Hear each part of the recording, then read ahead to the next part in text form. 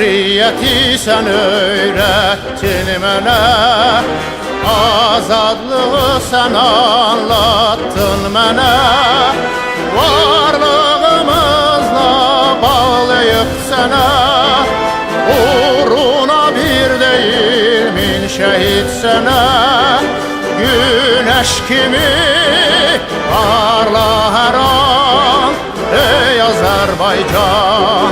Üç reyli bayrağına kurban olum, ey Türklüğün tek simgesi, ey Azerbaycan.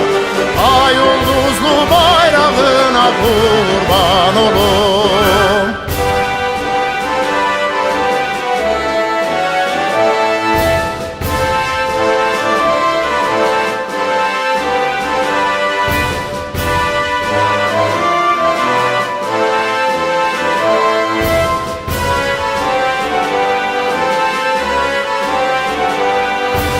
Düşmenlerin tökür kanını yene, olsun yeter iraden imanın sana.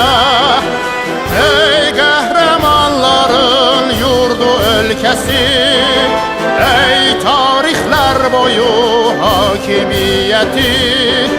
Kır zinciri, kur birliği, ey Azerbaycan. Üç reyli bayrağına kurban olun, yeter esareti